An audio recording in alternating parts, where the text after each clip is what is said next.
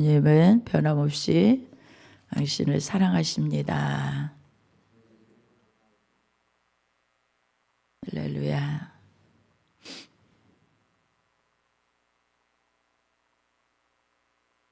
오늘 본문은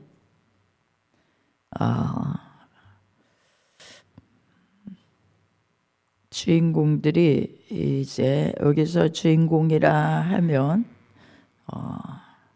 세례 요한을 말할 수가 있어요. 세례 요한이 한 외친 말이니까요. 이튿날 요한이 예수께서 자기에게 나오심을 보고 세례 요한은 우리 찬양을 하나님께 올려드렸듯이 주는 길을 예비하러 오셨어요.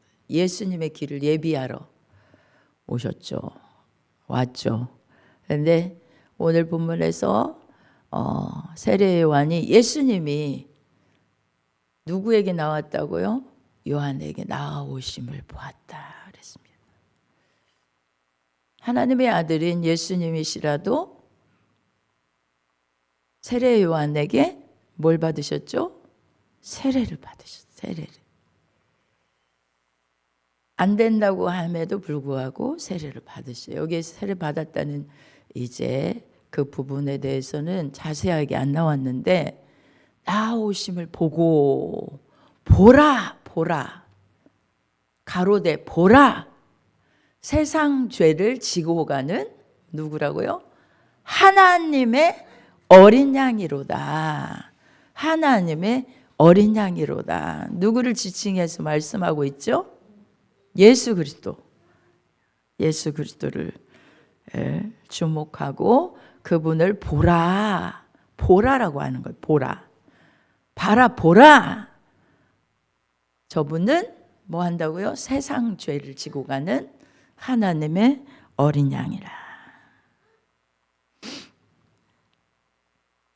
여러분, 어린 양 하면은 왜 예수님을 하나님의 어린 양,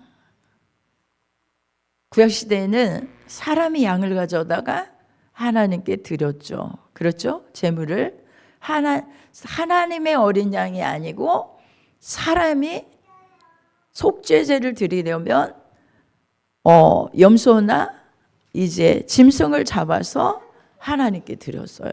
그런데 지금 하나님의 어린 양이라고 세상 죄를 지고 간다. 구약시대의 제사 제도를 보면 언젠가도 말씀드렸지만 짐승을 뭔가 양이 아닌 염소를 이런 것들을 가지고 와서 친히 자기가 죽여요. 그 머리에 정말 안수하고 죄를 고백해요. 자기 죄를 고백하는 거예요. 그 죽일 때에 얼마나 피가 튀고 진짜 자기가 가져온 양이나 염소나 이런 것들을 죽일 때에 그 피제사를 드려야 하기 때문에 하나님의 율법의 제도를 따라서 제사를 어떻게 해요? 속죄제를 드려야 되는 때는 그 양을 자기가 죽여요.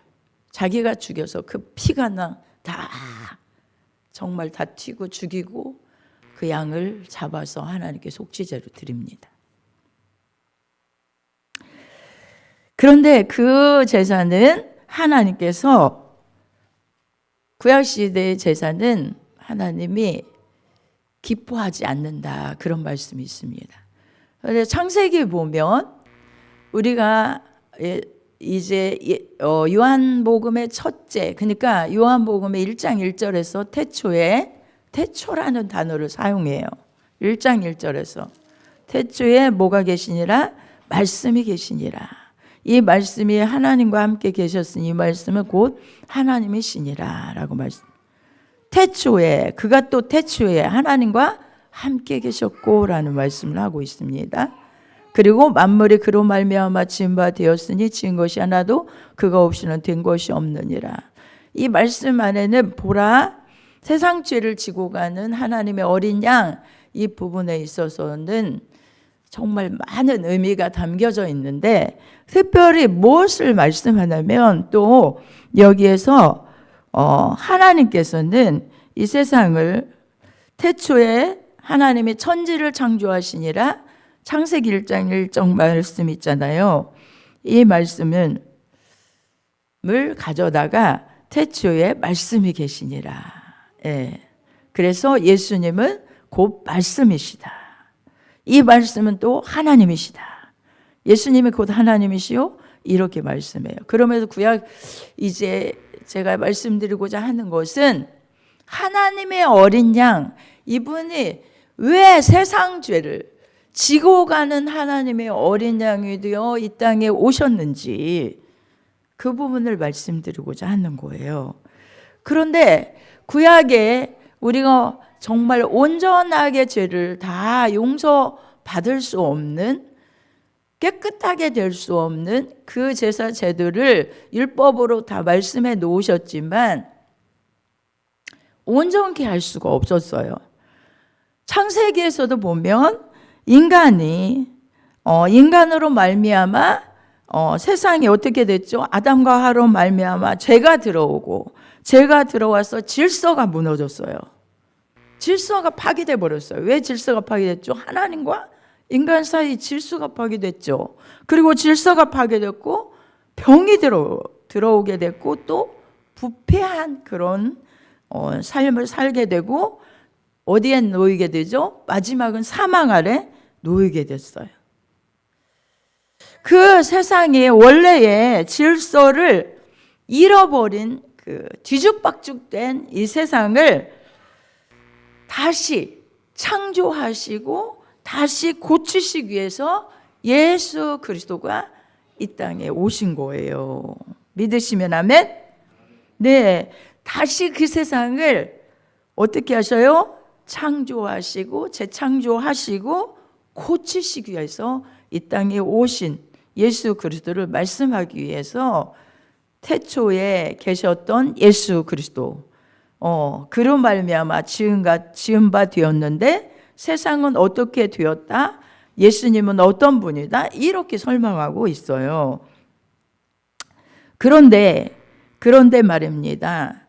예수님이 오시니까 예수님이 처음에 창조하셨을 때 아담과 하와에게 하나님께서는 뭐 하셨죠? 그들에게 부끄러워서, 죄를 짓고 너무너무 부끄러워서 뭘 입었죠? 무화과 나뭇잎을 엮어서 치마를 하여서 자기의 부끄러운 수치를 다 가렸어요. 하나님 앞에 서는 사람들은 수치를 가리지 않고는 절대 하나님 앞에 설 수가 없어요. 왜? 그분은 공의의 하나님이시기 때문이에요. 믿으시면 아멘?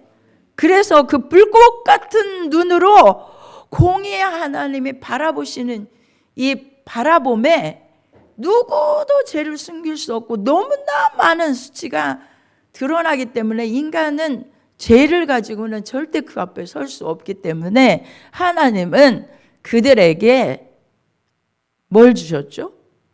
수치를 가릴 수 있는 옷을 만들어 주셨어요. 그것이 곧 가죽 옷이었어요. 하나님 앞에 설 수 있도록.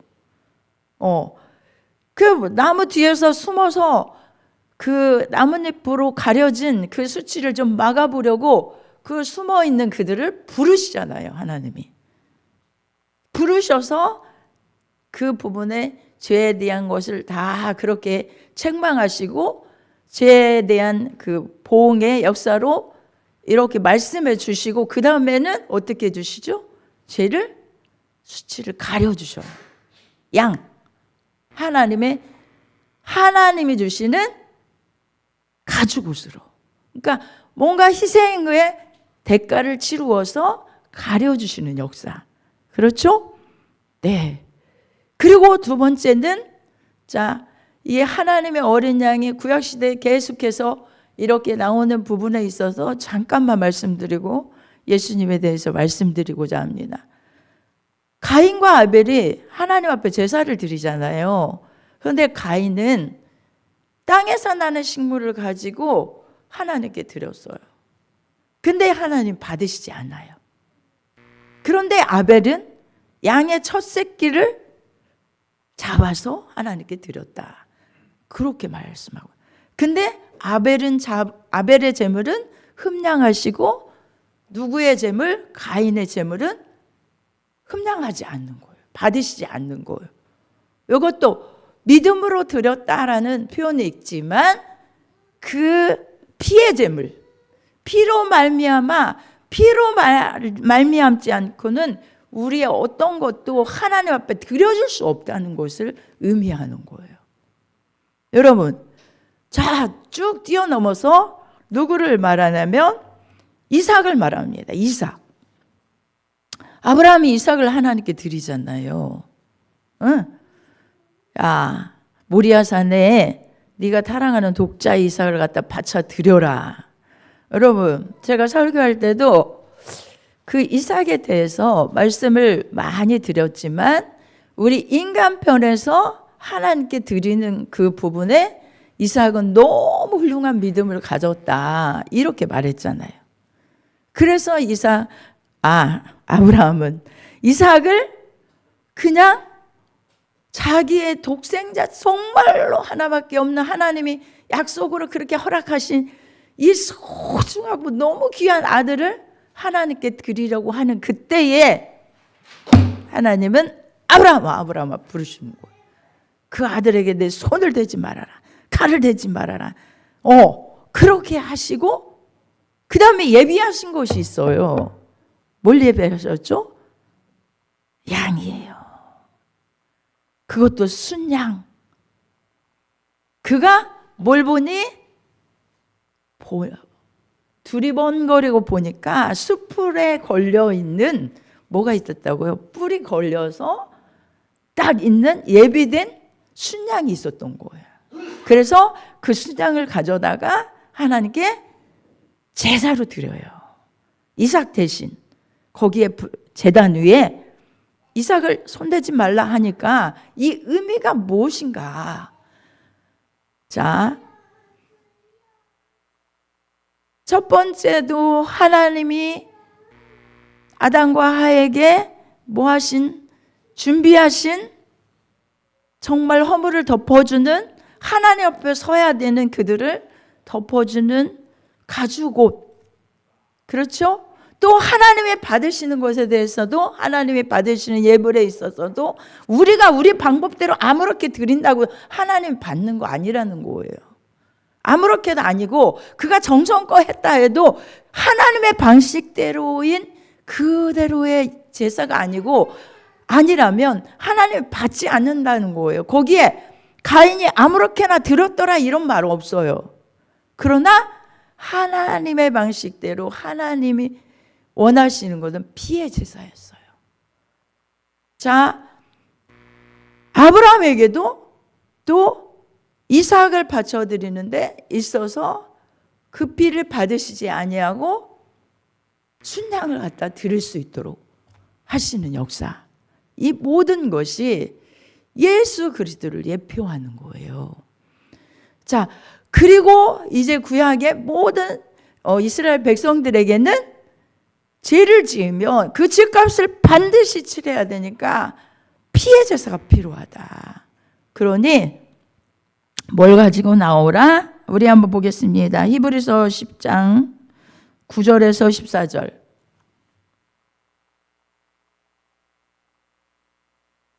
10장 9절에서 14절 보겠습니다.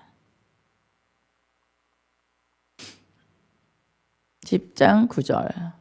위에 말씀하시기를 보시옵소서 내가 하나님의 뜻을 행하러 왔나이다 하셨으니 그 첫 것을 폐하심은 둘째 것을 세우려 하심이라.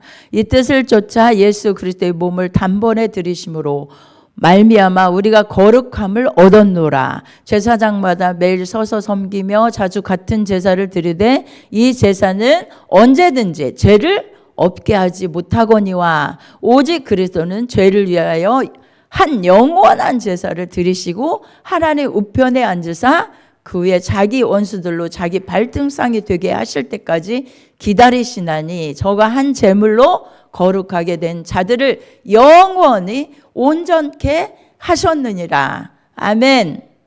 예수님께서는 그걸 제사에 있어서 10장 우리 한번 10장 19절로 20절 한번 보겠습니다.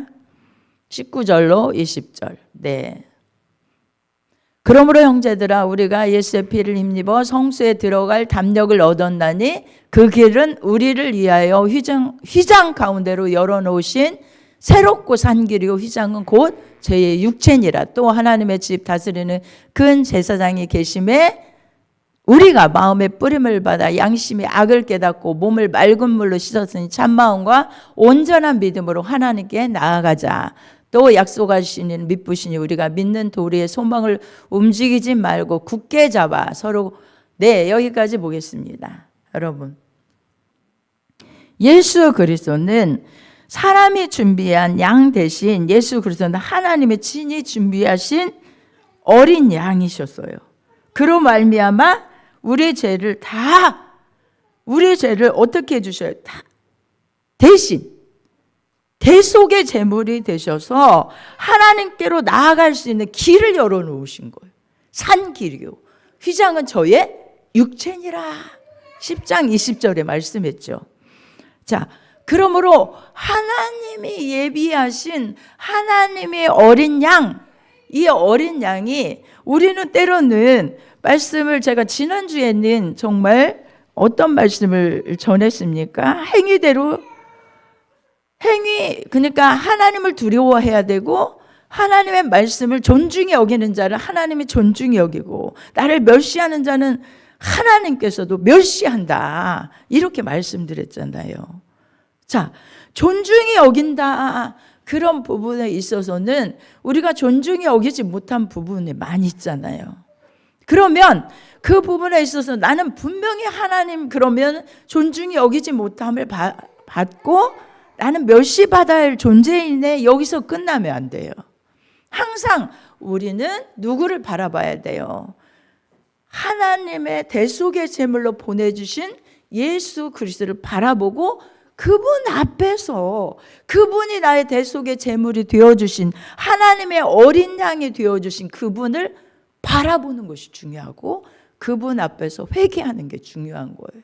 그러면 그분으로 말미암아 다시금 뭘 받을 수 있어요? 회복의 역사 다시 우리에게 열어주신 정말 저 휘장 가운데 열어놓으신 새롭고 산 길, 예수 그리스도의 육체로 모든 것을 하나님과 우리 사이에 죄의 대속을 대를 치워버리셨어요.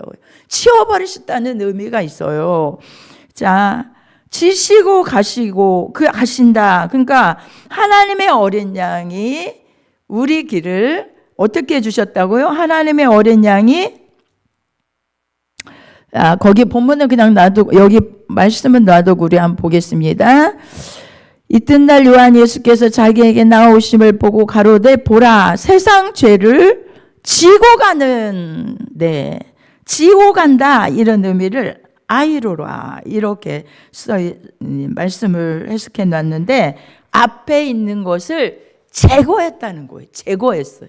우리의 길이 휘장 가운데 열어놓으신 새롭고 산 길로 예수 그리스도로 말미암아 그 육체로 다 뭐 해놨다고요?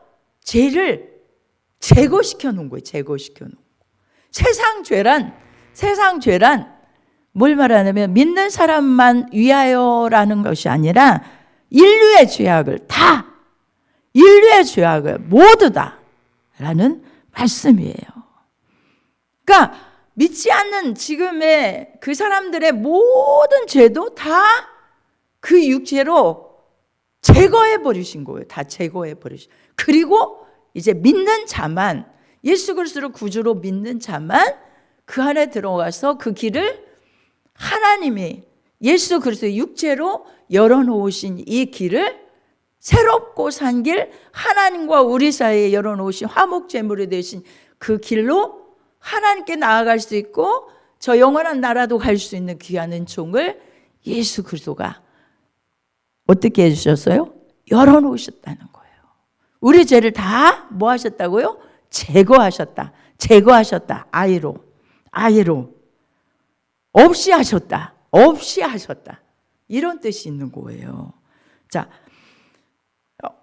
그래서 우리가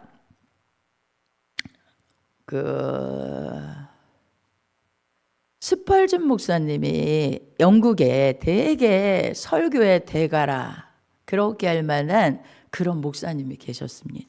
80년대 후반에 정말 복음을 엄청나게, 그분은 설교를 얼마나 잘하시는지 그 설교가 이제 전해지면 몇만 명이라 해도 어떻게 한 2만 명의 그런 사람들에게 설교를 하는데, 마이크도 없는 그 시대에 설교를 하는데 그렇게 많은 사람들이 막 몰려와가지고 그 설교를 들으라고 엄청나게 진짜 많이 몰려왔다 합니다.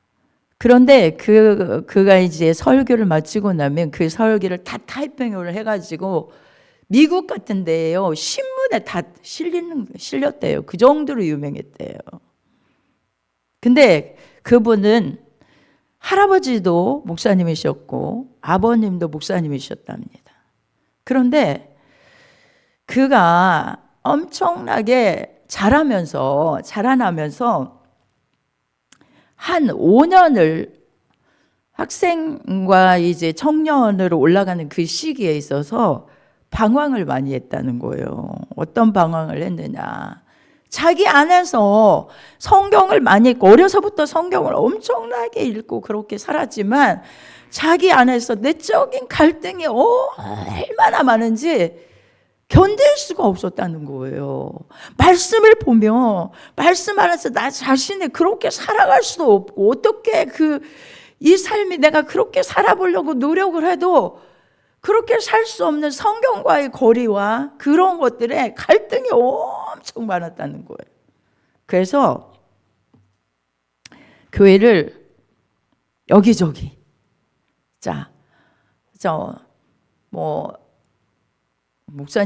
아버님이 목사님이셨으면 자기 교회도 있겠잖아요. 그런데 다른 교회로 방황을 한 거예요. 다른 게 어떤 교회도 가보고 저런 교회도 가보고 저쪽 다른 어떤 교회도 가보고, 그래서 그 교회를 한 주간 이렇게 나간 게 아니고 이게 여기저기 막 이렇게 다니는데 어느 교회를 가면 설교 속에서 그러니까 해법을 찾으려고 도대체가 이거를 내가 어떻게 이 갈등을 해소할 수 있을까? 어쩌면 나는 이렇게 성경을 안다고 하지만 내 안에서 일어나는 이 갈등, 어떤 갈등입니까? 율법과의 싸움이었겠죠. 율법과 말씀과 자신은 아무래도 하나가 되질 않으니까 그 부합해서 온전하게 이렇게 뭔가 살아갈 수가 없으니까 그렇겠죠. 그런데 그렇게 찾아다니다 보니까 한 5년 동안을 이리저리 방황하며 찾아다니다 보니까 어느 교회에 가면 율법으로 계속 율법에 대해서 이렇게 살아야 한다 저렇게 살아야 한다 막 하는 그런 교회가 있더랍니다. 다른 교회를 한번 또 가봤더니 그쪽에는 또 절대주권, 하나님의 절대주권자라, 하나님은 절대주권 아래서 그 하나님이 일하신다, 그거를 주장하는 그런 설교를 계속 하더랍니다. 어느 교회를 가보니까 삶은 하나님의 성경 안에서 이렇게 살아야 된다. 무슨 세상의 지혜를 말하면서 이렇게 살아야 된다. 여기서 지혜를 끌어다가 삶은 이런 지혜로, 하나님의 말씀에 이런 지혜로 이렇게 살아야 된다. 이런 교회가 있더라는 거예요. 또 가보니까 거기는 사회 구원. 사회 구원이 이것은 당연한 거다. 우리가 절대적으로 사회 구원에 앞장서야 된다. 아무리 다 돌아봐도 해법을 못 찾았답니다. 그런데 그는 침례교단입니다. 스펄전 목사님은 침례교단이고. 그런데 어느 교회를 이제 눈이 엄청나게 왔는데 그 교회를 이제 가는 가운데 갔더니 한 15명 정도 모여 있더랍니다. 15명 정도 모여 있는데 눈이 엄청나게 많이 쌓인 가운데 예배 시간이 돼도 목사님이 설교를 안 하시더래요. 그래서 왜 그런가 하고 가만히 보니까 목사님이 너무 눈이 많이 오니까 못 오신 거, 멀리서 오시다가 못 오신 것 같더라는 거예요. 기다리다가 그 중에 한 사람이 그 중에 정말 보니까 몰골을 보니까 빼빼 말른 데다 옷은 이제 남루하게 입고 자기가 판단하기에 뭐라고 판단하냐면 그 시장에서 구두나 선하는 사람이 아니면 어떤 그런 직종에 있는 사람 같더라는 거예요. 보기에, 외모로 보기에. 근데 그분이 일어서더니 딱 앞으로 나가서 이제 말씀을 읽고 설교를 시작하더라는 거예요. 그런데 그분이 설교하는 가운데 눈이 자기를 향해서 딱 이제 설교가 목사님처럼 뭘 알아서 뭐를 설교하고 어쩌고 하는 게 아니라 본문 어디 부분을 이사야 몇 장인가? 50 몇 장이라고 하더만 57장인가요? 예. 그리고 본문을 읽고 그 말씀을 그냥 그 말씀 안에서 그냥 이렇게 말을 잘하는 것도 아니고 또 어떻게 설교를 거창하게 하는 것도 아니고 이런데 그 말씀 속에서 청년에 대해서 딱 자기를 꼽더래요. 당신 청년이요, 하나님을 바라보시오. 하나님을 바라보시오. 지금 내가 보기에 그 모습이 얼굴에 다 나오잖아요, 그죠? 사람이 그 생각하고 있는 거, 어떤 진짜 고민 속에 있는 거, 처참하게 망가져가지고 이거 어떻게 해야 되나 이런 그 고민 속에 있는 것이 보였는지 그걸 딱 집어서 얘기를 하면서 말씀을 그 부분이 하나님을 바라보라고. 하나님을 바라보라. 하나님이 예수 그리스도를 바라보라. 이런 부분에 대해서 딱 이렇게 하는데 그냥 감동이 확 밀려오면서 모든 자기의 갈등이 확 풀려지더라는 거예요. 네, 제가 그 부분에 있어서는 길게 설명할 수가 없어서 여기까지 합니다. 그런데 그때부터 하나님만 바라보는 거, 예수 그리스도 십자가의 은혜, 그것을 바라보는 그 부분에서 깨닫고, 이제 그때에 그걸 깨닫고 이가 많은 설교, 이제 저도 슬판조 목사님의 그 설교를 청년 때 좀 많이 읽었어요. 그런데 엄청나게 많은 책을 냈는데 예수 그리스도의 십자가의 은혜에 대한 이 복음입니다. 이 복음. 그러니까 아무리 가봐도 예수님의 십자가의 복음을 전하는 교회가 없더라는 거예요.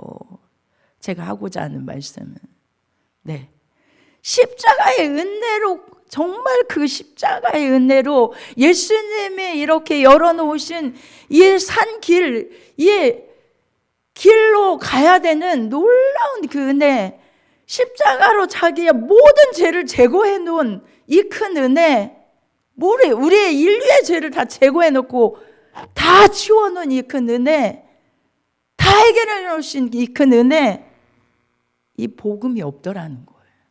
그래서 자기는 그때부터 십자가의 복음을 전하기 시작했다는, 십자가의 복음을. 여러분, 오늘도 이 누가요? 세례 요한이 세상 죄를 지고 가는 하나님의 어린 양, 하나님의 어린 양. 그런데 저는 생각했어요.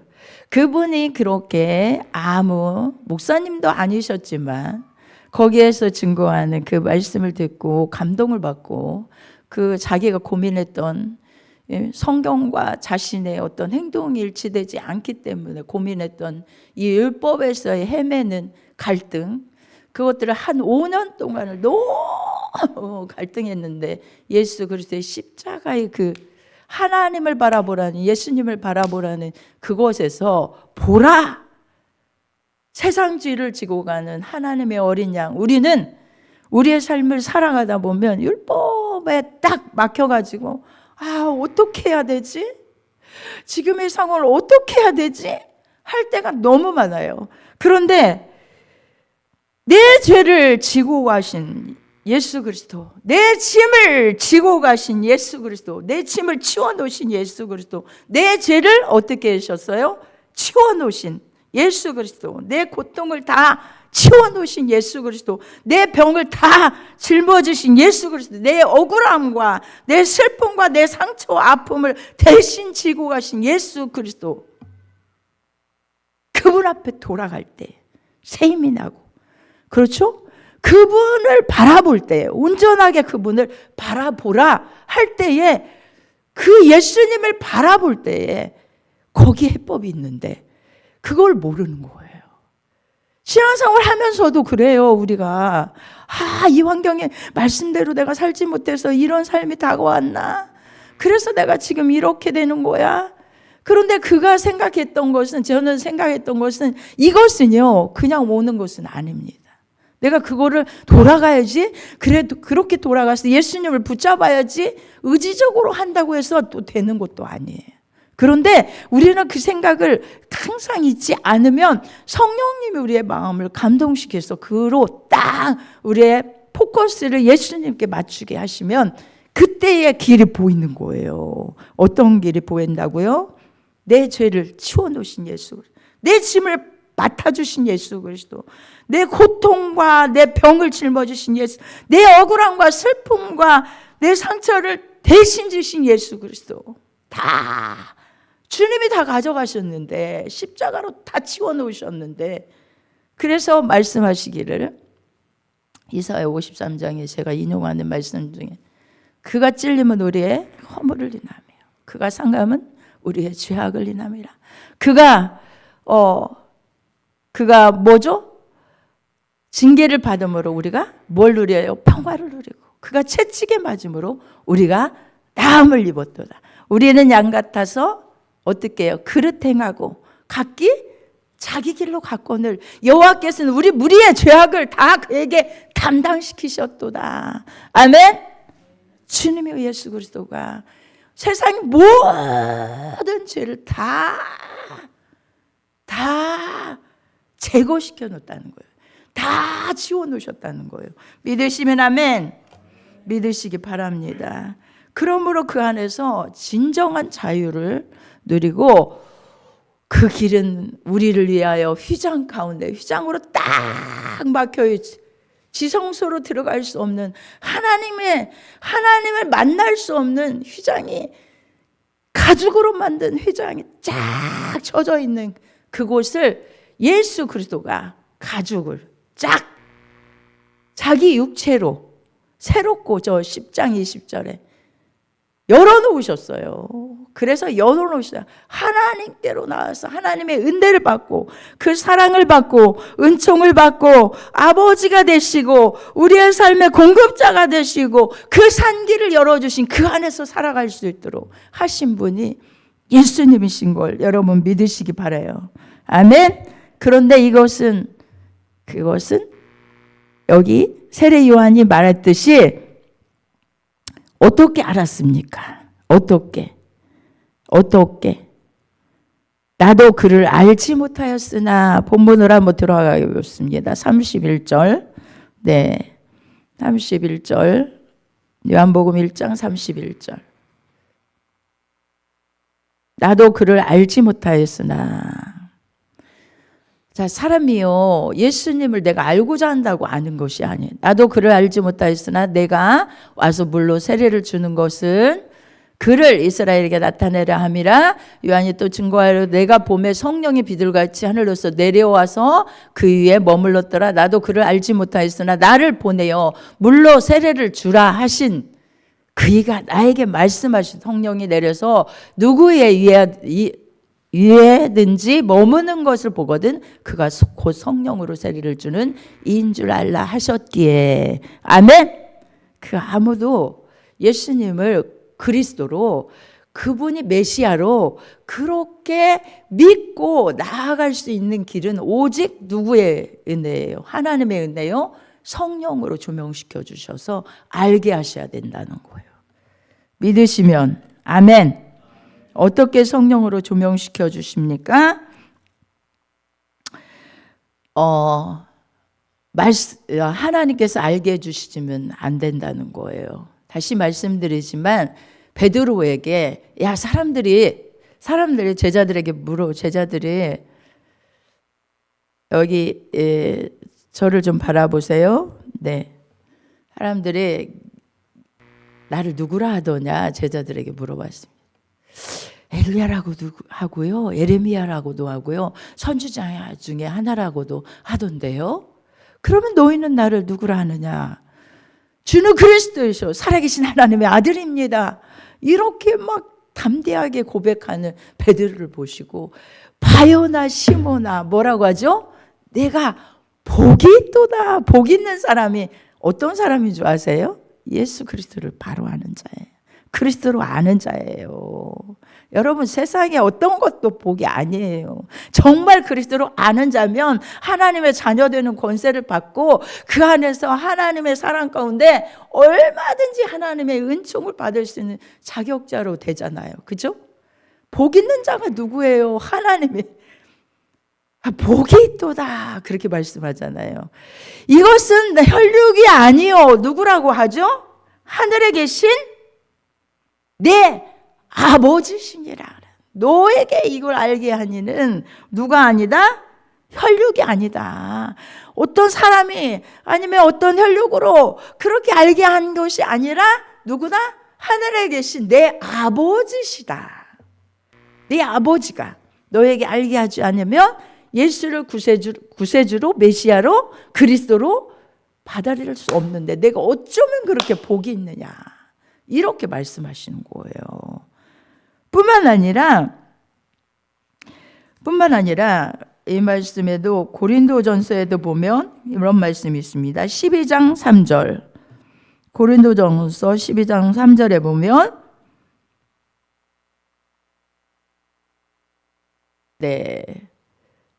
그러므로 내가 너희에게 알게 하노니 하나님의 영으로 말하는 자는 누구든지 예수를 저주할 자라 하지 않고 또 성령으로 아니하고는 누구든지 누구를요? 예수를 주시라 할 수 없느니라. 성령으로 하지 아니하고는요. 성령이 여러분 예수님이 그리스도로 믿어지십니까? 믿어지시면 아멘. 그러면 여러분 안에 믿어진다고 하는 성령을 받았습니까?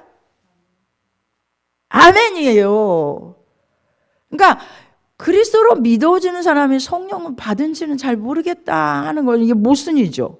그렇잖아요. 성령님이 내 안에 오셔서 나를 믿게 하신 분이 성령님이시니까 내 안에 계신 걸 여러분 믿으셔야 돼요. 받으셨다는 사실을 믿으셔야 돼요. 내주하고 계신 것을 믿으셔야 돼요. 이것으로만 해도 우리는 얼마나 자긍심이, 자존감이